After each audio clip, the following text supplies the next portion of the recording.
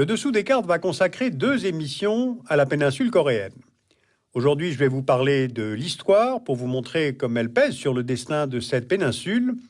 Et dans un deuxième numéro, je vous raconterai ce que j'ai appris et ce que j'ai compris lors d'un récent voyage dans cette région.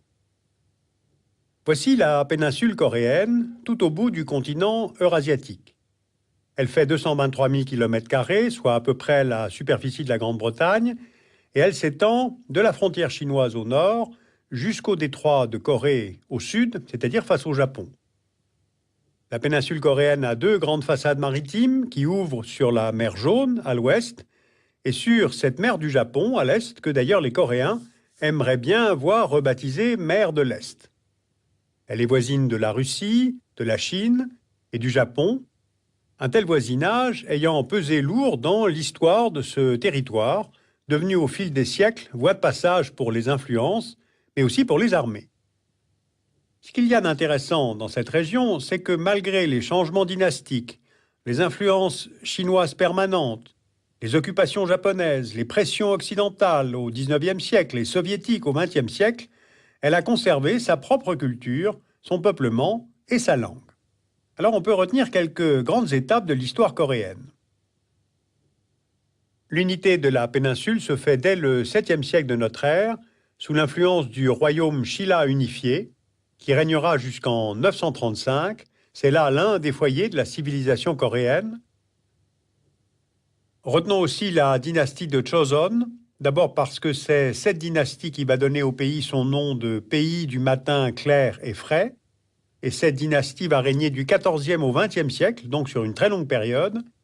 Et aujourd'hui, le pays reconstruit certains monuments des anciennes dynasties régnantes, des palais qui furent détruits lors des invasions chinoises, celles des Khitans et celles des Jurchets, puis celles des Mongols au XIIIe siècle, puis à nouveau celles des Mandchous au XVIIe siècle. Et par ses influences, comme par ses invasions, la Chine apporte en Corée aussi bien des techniques que certains des fondements de la culture coréenne. Des moines venant de Chine introduisent au IVe siècle le bouddhisme de l'école du Mahayana, c'est-à-dire celui du grand véhicule. Les Chinois apportent aussi le confucianisme, que les Coréens adoptent comme système d'administration. Cela devient au XIVe siècle la règle de fonctionnement de la société coréenne, et c'est encore très net aujourd'hui. L'imprimerie est également introduite par les Chinois. Les Coréens vont importer et utiliser dans leur pays les caractères chinois, les Hanzi, mais sera à partir de là créée une écriture originale, le Hangul, plus simple que les caractères chinois.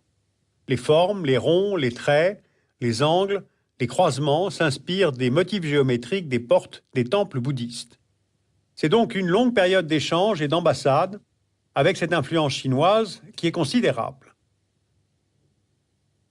Du Japon vers la Corée, donc cette fois de l'Est vers l'Ouest, les relations sont moins simples.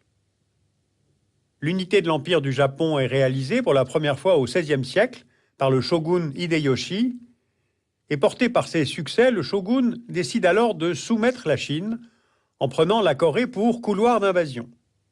Il mène ainsi 2 campagnes successives, en 1592 et en 1597, mais son attaque est repoussée par l'amiral coréen Yi Sun-sin avec l'aide des soldats chinois de la dynastie Ming. Yi Sun-sin est devenu un héros national en Corée, et d'ailleurs la victoire navale contre la flotte japonaise fut possible parce que l'amiral Yi avait inventé un nouveau type de navire, un bateau tortue, en somme le premier cuirassé de l'histoire.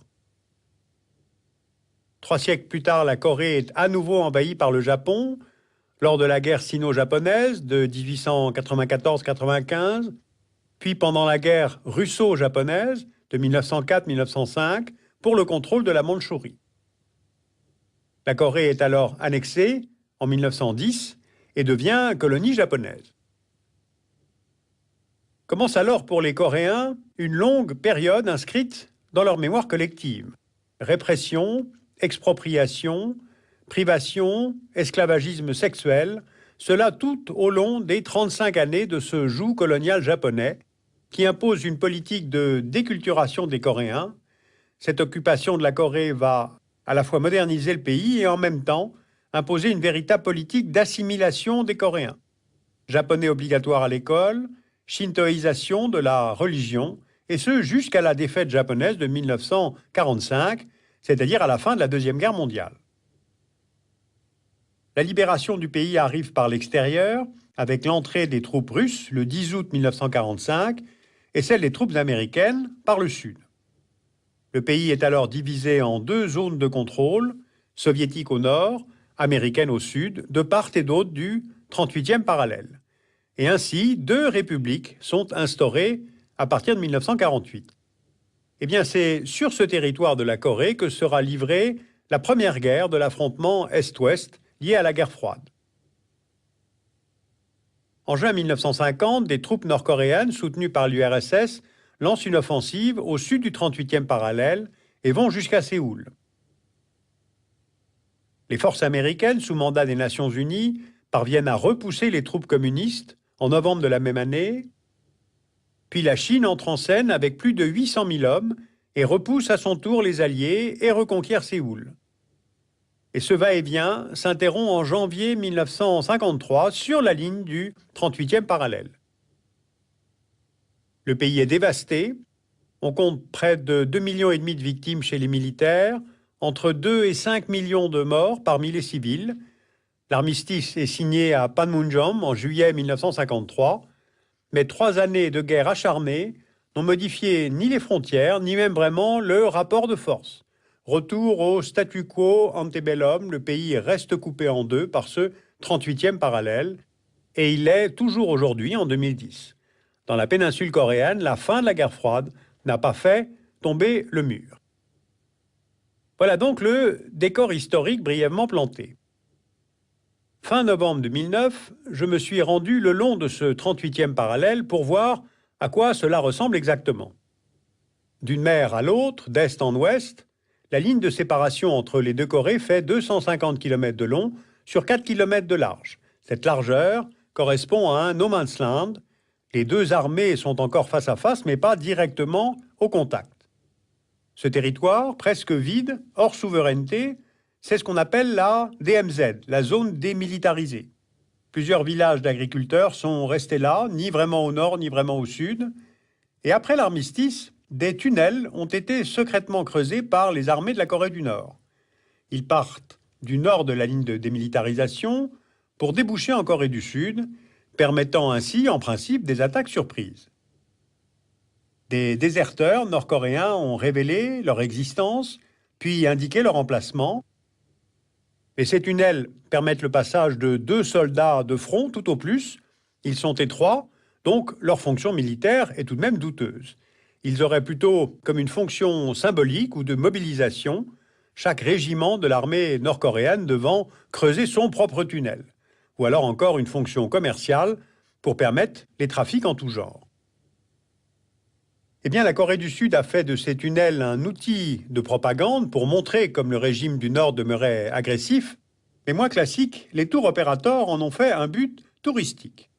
Des bus remplis de visiteurs étrangers débarquent chaque jour pour visiter la DMZ, et chacun avec un casque sur la tête, il s'enfonce dans les tunnels avec humidité très forte et intérêt très faible.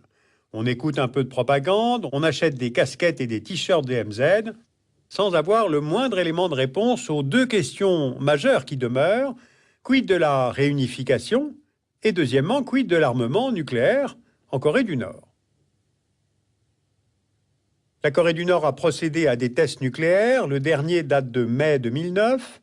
Elle est dotée d'un important arsenal balistique à courte, moyenne et longue portée. On voit sur cette carte la portée de ces missiles et ils peuvent menacer la Corée du Sud, mais aussi le Japon. Le régime nord-coréen fait alterner menaces nucléaires et appelle à la générosité, car cette dictature communiste en place de père en fils depuis 60 ans fait en sorte que sa propre population, qu'elle ne sait pas nourrir, ne meurt pas de faim. Dès lors, faut-il négocier avec le leader nord-coréen, Kim Jong-il, pendant qu'il est encore vivant, parce qu'il détient l'autorité sur l'armée nord-coréenne? Ou bien faut-il au contraire attendre son successeur, un de ses fils probablement? Faut-il poursuivre la politique de sanctions et d'embargo pour fragiliser le pays et le régime? Sauf que le régime ne souffre pas de l'embargo et l'utilise au contraire comme outil de cohésion nationale. Faut-il alors augmenter le niveau de l'aide compte tenu du niveau de souffrance des Nord-Coréens? En tout cas, de tous mes entretiens sur ce sujet, je ne dégage qu'une seule certitude, la réunification n'est pas pour demain. Personne ne semble y avoir intérêt, ni la Chine, ni le Japon, ni la Corée du Nord, dont ce serait la fin du régime. Et les Coréens du Sud ne craignent pas la reprise d'un conflit et n'attendent pas non plus spécialement la réunification. Non, ils travaillent, ils développent leur pays, leur moitié de péninsule, et c'est bien cela que je vous raconterai dans un prochain numéro. Alors vous pouvez retrouver sur le site de France Culture un dossier complet consacré à la péninsule coréenne et préparé par notre partenaire, l'émission Les Enjeux internationaux. La revue Diplomatie publie son atlas stratégique 2010 aux éditions À Rayon. Et puis je vous signale que l'atlas du dessous des cartes est désormais disponible en langue coréenne.